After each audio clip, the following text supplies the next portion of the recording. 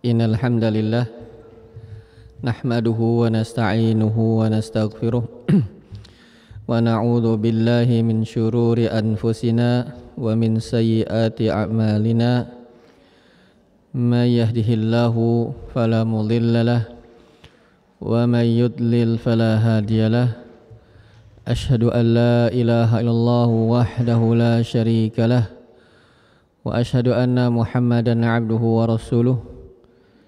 Ya ayyuhalladzina amanu taqullaha haqqa tuqatih wa la tamutunna illa wa antum muslimun. Ya ayyuhan nasu taqu rabbakumul ladzi khalaqakum min nafsin wahidah wa khalaqa minha zawjaha wa batha minhuma rijalan katsiran wa nisaa'a wattaqullaha alladzi tasaaluna bihi wal arham innallaha kana 'alaikum raqiba. Ya ayyuhalladzina amanu taqullaha wa qulu qalan sadida yuslih lakum a'malakum wa yaghfir lakum dhunubakum wa may yuti'illaha wa rasulahu faqad faza fawzan 'azima. Amma ba'd, fa inna asdaqal hadithi kitabullah wa khairul hadi hadi Muhammadin sallallahu alaihi wasallam wa syarrul umuri muhdatsatuha wa kullu muhdatsatin bid'ah wa kullu bid'atin dhalalah wa kullu dhalalatin finnar. Alhamdulillah, segala puja dan puji syukur terus menerus marilah kita panjatkan kepada Allah Subhanahu wa taala yang telah begitu banyak memberikan kepada kita nikmat-nikmatnya, dan kewajiban seorang hamba tatkala diberi nikmat oleh Allah Subhanahu wa taala adalah mensyukurinya. Dan semoga kita berharap kita menjadi orang-orang yang bersyukur tatkala diberi nikmat. Salawat serta salam semoga tercurah kepada Nabi kita Muhammad sallallahu alaihi wasallam, kepada karib kerabat beliau, istri-istri beliau, sahabat-sahabat beliau, dan orang-orang yang mengikuti mereka dengan baik. Ini keluar nggak ya mic-nya, Pak? Keluar ke atas? Hah? Oh enggak. Bapak yang dirahmati Allah Subhanahu wa taala, kembali melanjutkan pembacaan kitab Salasatul Usul. Telah sampai pada bagian yang mana, Bapak? Seringkali saya sering lupa. Bagian yang mana terakhir kali?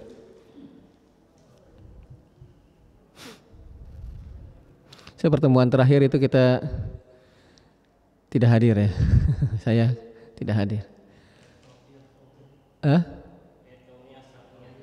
Ayat kauniyah yang pada matannya apa, Pak?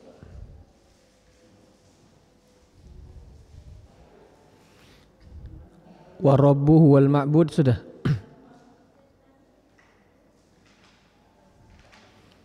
Ibnu Katsir, perkataan Ibnu Katsir al-khaliqu li hadil asya sudah. 3 landasan pokok.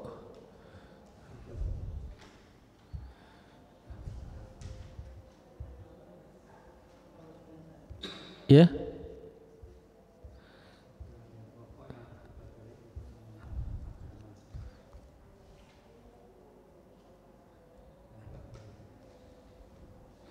Yang perkataan beliau rahimahullah wa rabbuhu wal ma'bud wa dalilu qaul ta'ala ya ayuhan nasu ubudu rabbakumul ladzi khalaqakum sudah. Ya. Yang mana? Yang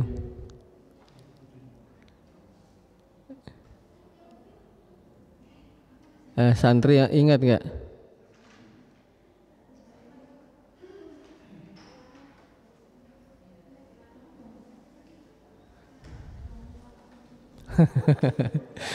Musibah nih, Bapak. Yang ngajarnya lupa, yang belajar itu lupa.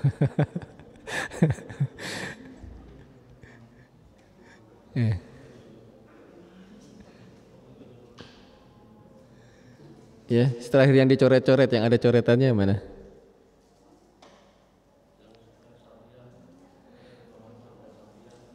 Baik, itu tentang yang mana? Ayat mana?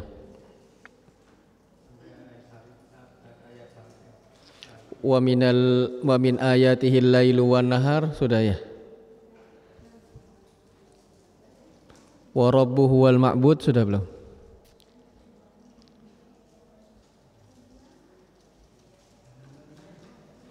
Baik, kalau agak lupa kita coba dari wa rabbuhu wal ma'bud ya. Masih muqaddimah bukan.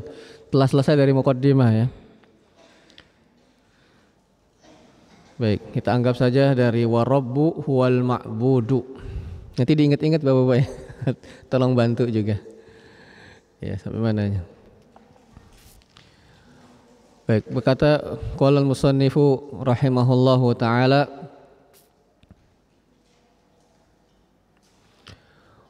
wa rabbu huwal ma'budu. Ya. Wa rabbu huwal ma'bud, dan Rabb adalah yang diibadahi. Maksudnya adalah al-mustahiqqu lil ibadah. Rabb adalah zat yang berhak untuk diibadahi, bukan hanya diibadahi. Wa Rabb huwal ma'bud. Perkataan beliau rahimahullah sudah ketemu Bapak? Perkataan beliau wa Rabbu huwal ma'bud. Sudah ada di bukunya, di matanya ada? Ketemu? Sudah. Itu sudah. Baik, sudah dibahas. Qala Ibnu Katsirin, sudah belum? Berkata Ibnu Katsir. Ibnu Katsir rahimahullah. Ya enggak apa-apa. Kalau sudah kita anggap dari situ. Oh, kurang jelas suaranya. Oh, echo, ada echonya.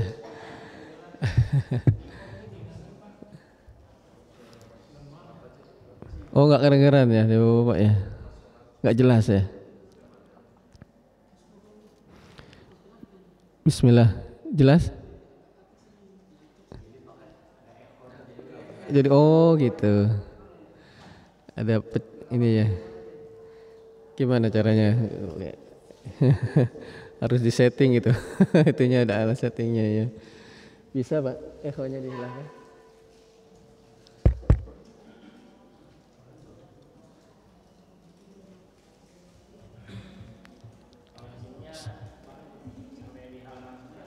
Apa itu bunyinya gimana? Terus? Ya itu sudah. Dia lanjut? Sudah. Yang mana? Kalau enggak kita anggap dari wa rabbuhu wal ma'bud saja ya. Echo-nya masih kedengaran? Gimana ini? Kalau enggak pakai mic bisa? Enggak pakai mic ini ya. Ini yang ada echo-nya. Biasanya suaranya agak keras saja. Bismillah, kedengaran? Ada echo-nya enggak? Masih ya? Ini dimatikan mungkin ini kali ya, Pak. Oh, enggak ada. Ini tapi ini masuknya, Pak. Ini enggak apa-apa, matiin aja.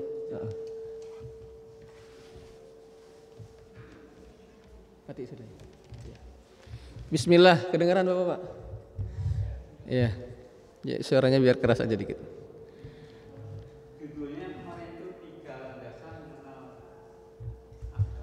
Baik. Oh iya. Baik, iya. Kita anggap dari wa rabbuhu wal ma'bud. Ya. Jelas Bapak suara saya? Masih ada echo-nya enggak? Hah? Masih. Masya Allah, gimana ini? Dimatikan semua. Qadarullah ya Bapak. Mohon bersabar.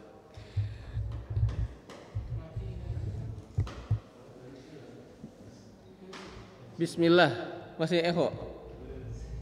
Apa echo-nya karena ruangan jangan-jangan? Enggak. Hah? Ya. Jadi kita anggap Bapak-bapak, jelas suara saya. Kita anggap dari wa rabbu huwal ma'bud. Santri kedengaran enggak? Enggak kedengaran? Kedengaran atau tidak suara saya? Kedengaran, alhamdulillah. Wa rabbu huwal ma'bud, dan Rabb adalah yang diibadahi. Maksudnya yang diibadahi dengan benar. Karena tidak setiap Rob, ya, atau tidak setiap yang diibadahi, afwan, itu adalah Rob. Jadi Rob adalah yang berhak untuk mendapatkan ibadah. Dalilnya apa? Bahwasanya Rob itu adalah yang diibadahi atau yang berhak untuk mendapatkan ibadah, ditujukan ibadah. Beliau membawakan sebuah ayat. Ya ayuh, ini surat Al-Baqarah ya. Ya ayuhan nasu budu rabbakum. Wahai manusia, beribadahlah kalian kepada Rabb kalian. Sudah? Enggak.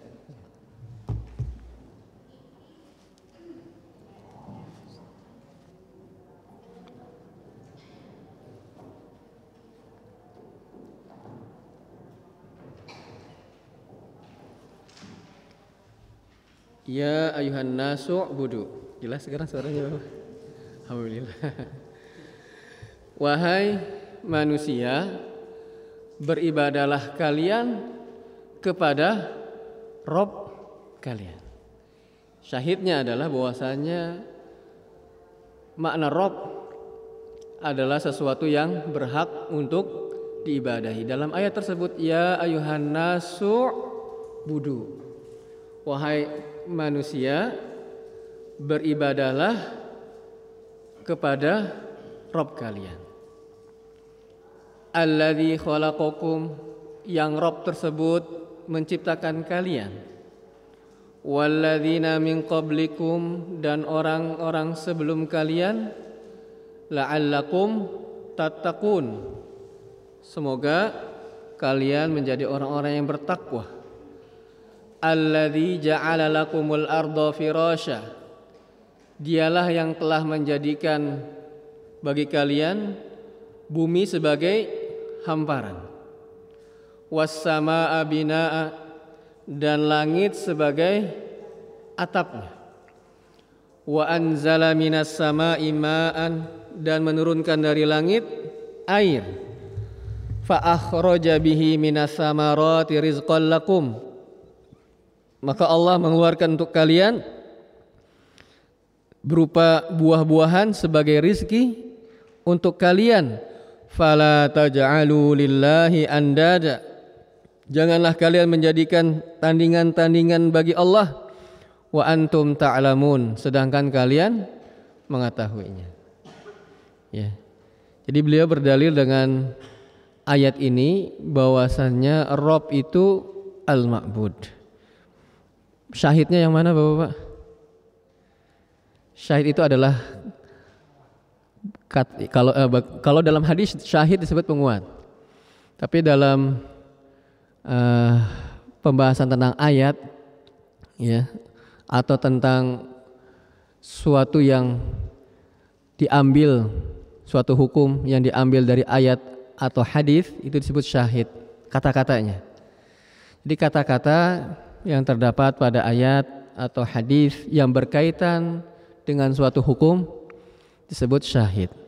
Nah, beliau mengatakan Rabb itu ma'bud. Dalam ayat tadi mana syahidnya? Mana lafadznya? Bahwasanya Rabb adalah ma'bud. Masih ingat ayatnya Bapak? Surah Al-Baqarah tadi. Ya ayuhan nasu budu rabbakumul ladzi khalaqakum walladzina min qablikum, dan seterusnya. Kira-kira mana menurut Bapak-bapak syahidnya? Pada kata-kata yang mana? Pada kata-kata u'budu rabbakum, beribadalah kalian kepada Rabb kalian. Berarti Rabb itu apa? Sesuatu yang diibadahi. Syahidnya adalah lafadz u'budu rabbakum. Ya. Di matanya ini Bapak banyak ditemukan ya, di internet banyak matan salah satu usul. Di toko-toko buku banyak. Jadi bisa Bapak dapatkan matannya. Dulu pernah dibagikan di sini ya. Matan salah satu usul. Dan Bapak-bapak yang dirahmati Allah Subhanahu wa taala, berkaitan dengan ayat ini, ya. bahwasanya menunjukkan tauhid rububiyah itu mengharuskan tauhid uluhiyah. Ya, tauhid rububiyah, seorang yang bertauhid rububiyah mewajibkan dia mentauhidkan Allah dalam uluhiyahnya. Dalam ayat tersebut, ya ayuhan nasu ubudu rabbakum. Tapi sebelum kita bahas, masih ingat makna tauhid rububiyah dan makna tauhid uluhiyah? Apa yang dimaksud dengan tauhid rububiyah, Bapak-bapak? Masih lupa atau masih ingat? Tauhid rububiyah. Yang Bapak-bapak ketahui tentang tauhid rububiyah apa? Masih ingat? Tauhid rububiyah adalah mengesahkan Allah. Santri masih ingat enggak? Anak-anak yang dirahmati Allah, apa tauhid rububiyah? Tauhid uluhiyah? Mengesahkan Allah juga. Tauhid rububiyah adalah mengesahkan Allah dalam semua perbuatannya Allah. Tauhid rububiyah apa, Bapak-bapak? Mengesahkan Allah dalam semua perbuatan Allah. Kita mengesahkan Allah yang menghidupkan Allah, yang mematikan Allah. Menghidupkan dan mematikan perbuatan siapa, Bapak-bapak? Perbuatan Allah. Ketika kita mengesahkan Allah dalam perbuatannya Allah, disebut dengan tauhid rububiyah. Yang memberi rizki siapa, Bapak-bapak? Allah. Perbuatannya Allah bukan? Perbuatannya Allah. Ketika seseorang mentauhidkan Allah, bahwa Allah lah yang sejatinya, yang hakiki memberikan rizki kepada makhluknya, maka dia telah mentauhidkan Allah dalam rububiyah. Kemudian apa lagi contoh tauhid rububiyah? Menghidupkan, mematikan, memberi rizki. Kemudian apa? Apalagi perbuatannya Allah, Bapak-bapak? Menciptakan. Mumtaz. Apalagi anak-anak? Perbuatannya Allah apa? Mengatur alam semesta. Maka tatkala seorang hamba mentauhidkan Allah dalam semua perbuatan Allah, dia mentauhidkan Allah dalam rububiyah. Jadi tauhid rububiyah adalah mengesahkan Allah dalam semua perbuatannya Allah. Kemudian tauhid uluhiyah itu tinjauannya, kalau tadi rububiyah tinjauannya Allah, kalau tauhid uluhiyah tinjauannya hamba.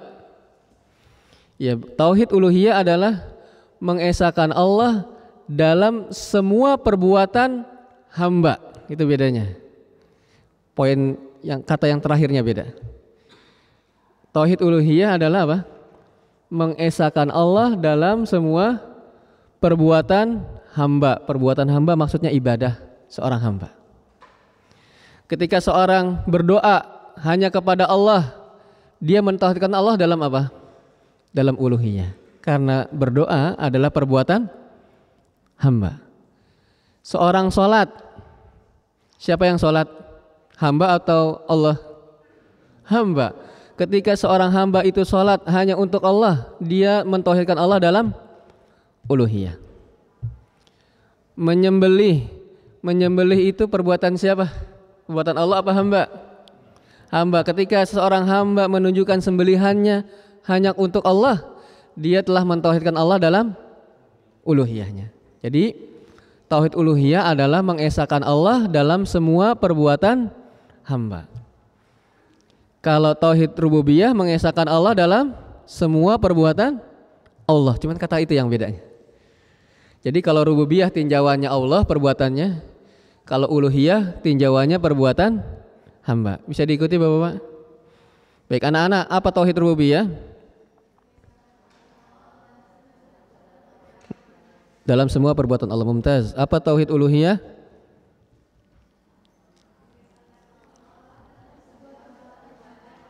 Mumtaz, Hasan. Yang dimaksud perbuatan hamba adalah ibadah. Mohon bersabar ya Bapak, soalnya ada anak-anak mengikuti pelan-pelan. Nah, kita balik. Dalam ayat tadi ada yang bisa kita ambil, pelajaran yang bisa kita ambil bahwasannya tauhid rububiyah mengharuskan tauhid uluhiyah. Tauhid rububiyah mengharuskan tauhid uluhiyah. Jadi orang yang bertauhid rububiyah seharusnya atau wajib bagi dirinya mentauhidkan Allah dalam uluhiyah. Mana di sini? Ya ayuhan nasu budu. Kalau u'budu dikaitkan dengan tauhid, tauhid apa? Uluhiyah apa rububiyah? Uluhiyah, karena beribadah itu perbuatannya hamba. U'budu rabbakum alladzi khalaqakum, yang telah menciptakan kalian. Kalau kita kaitkan dengan tauhid, ini termasuk tauhid apa? Rububiyah. Jadi orang yang mentauhidkan rububiyah, alladzi khalaqakum walladzina min qablikum la'allakum tattaqun alladzi ja'ala lakumul arda, ini semua tauhid rububiyah. Alladzi ja'ala lakumul arda firasya was samaa'a binaa'a wa anzala minas sama', dan semuanya ini yang kita baca sampai akhir ayat itu adalah tauhid rububiyah. Diawali Allah mengatakan di awal ayatnya ya ayuhan nasu budu. Berarti orang yang mengakui Allah dalam rububiyah Allah seharusnya atau mewajibkan bagi dirinya untuk mentauhidkan Allah dalam uluhiyah. Bisa diikuti Bapak-bapak? Baik, ada ayat-ayat lain juga yang menunjukkan bahwasanya tauhid rububiyah itu mengharuskan seseorang mentauhidkan Allah dalam uluhiyah. Ya, di antaranya adalah surat Al-An'am. Selain surat yang kita baca tadi surat apa itu? Al-Baqarah, surat ayat berapa?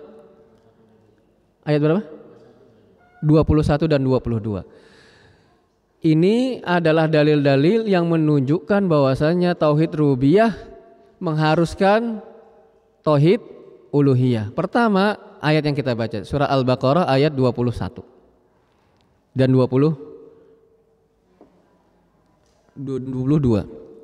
Kemudian surat Al-An'am ayat 102 pun menjelaskan seseorang yang mentauhidkan Allah dalam rububiyah wajib mentauhidkan Allah dalam uluhiyah. Surat apa tadi Bapak?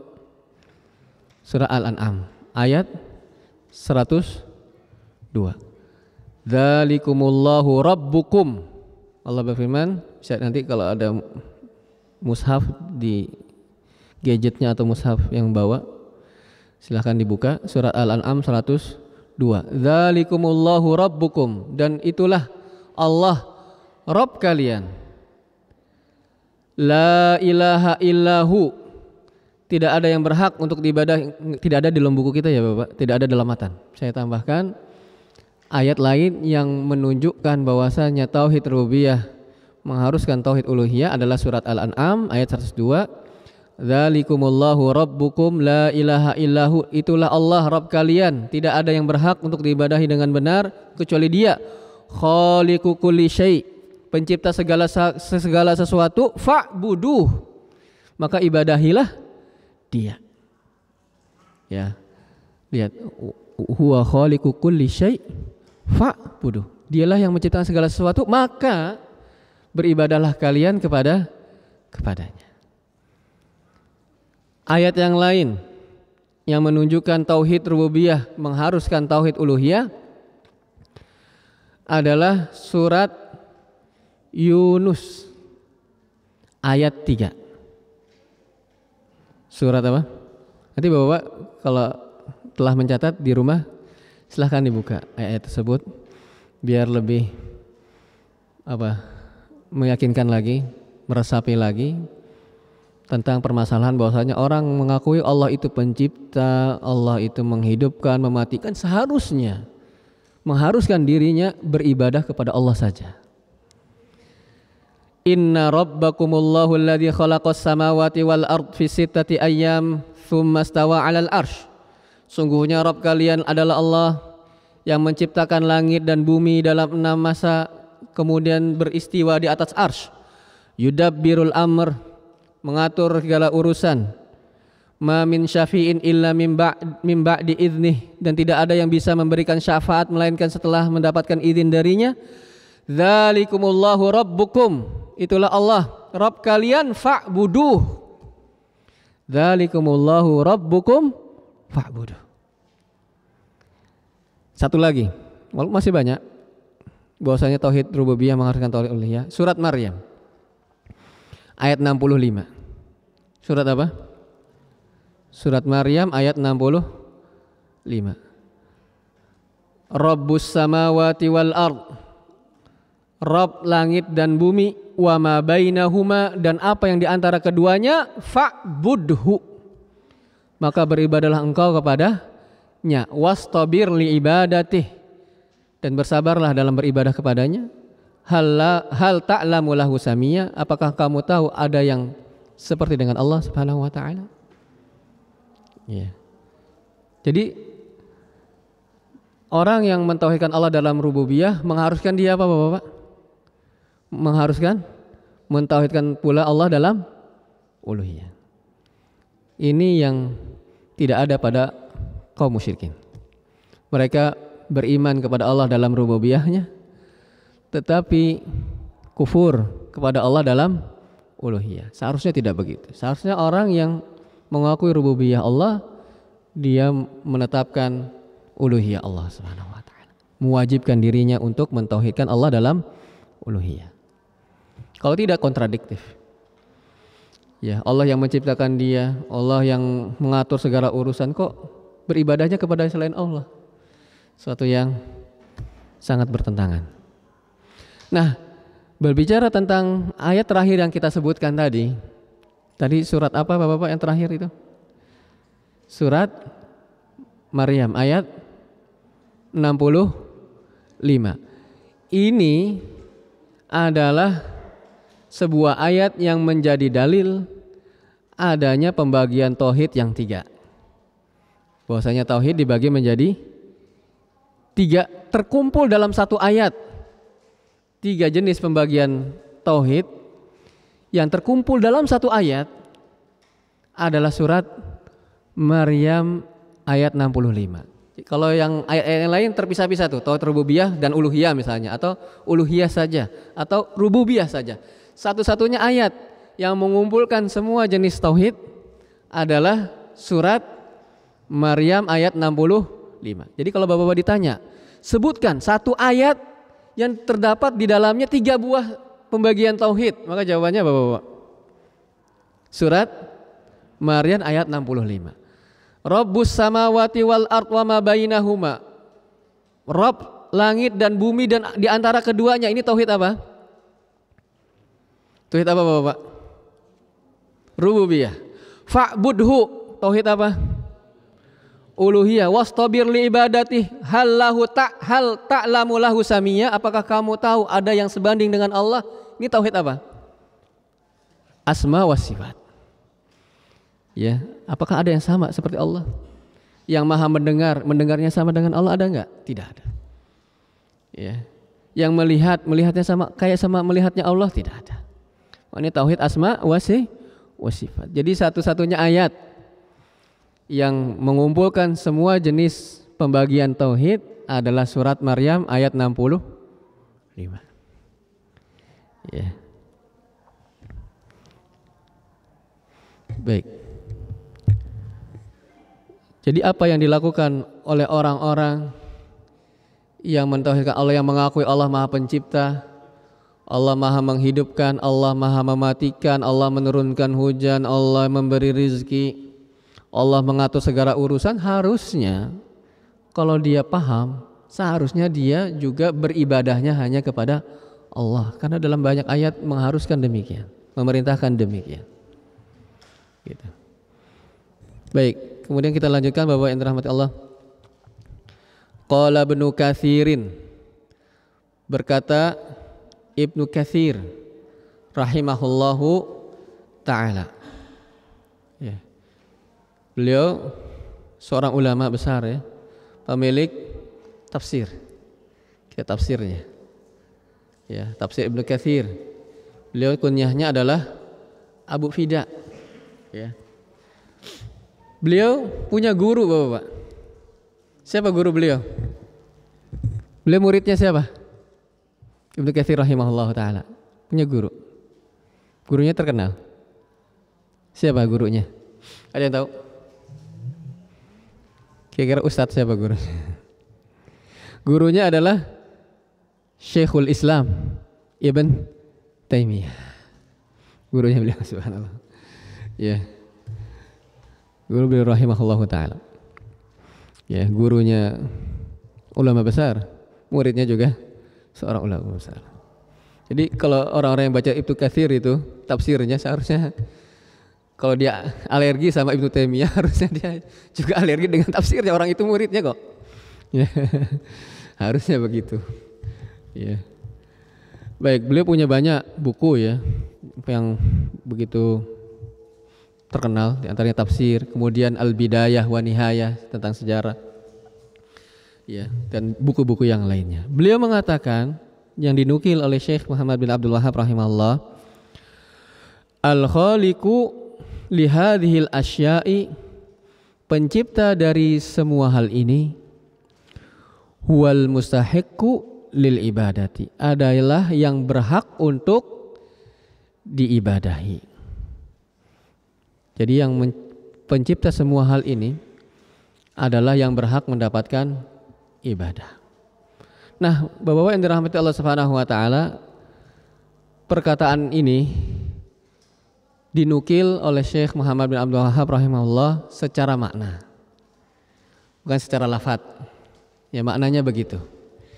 Ya, adapun secara lafaz, ya, maka kalau kita melihat dalam tafsir Ibnu Katsir rahimahullah taala, beliau mengatakan al-khaliqur raziqu malikud dar wasakiniha wa raziquhum, dan al-khaliq pencipta, ar-raziq yang memberi rizki, malikud dar penguasa dunia ini, wasakiniha dan penguasa penduduk dunia ini, waraziquhum dan yang memberi rizki kepada mereka, fabihadza yastahiqu an yu'bad, maka dialah yang berhak untuk diibadahi, wahdahu semata, la yusyraku bihi ghairuhu, tidak boleh disekutukan dengan selainnya.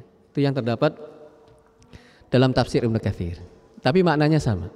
Ya, bahwasanya yang menciptakan semua hal ini yang beliau sebutkan, nukilkan dalam ayat tadi itu adalah yang berhak untuk mendapatkan ibadah. Kenapa? Sampai sini kemarin? Iya. Ya nggak apa-apa, berarti murojaah sekalian. Nanti tolong dibantu ingat ya Bapak, sampai sini nanti. Nanti kita ulang lagi. Ya nggak apa-apa sih, cuman barangkali kalau yang belum sempat hadir kan bisa gitu. Ya, tapi tolong diingatkan ya nanti Bapak. Sampai sini kita pelajarannya. Baik. Ada yang mau disampaikan Bapak-bapak? Kalau ada yang mau disampaikan kami persilahkan. Apabila kami bisa menjawabnya, kami bersyukur kepada Allah. Kalau tidak, mohon dimaklumi. Dipersilahkan.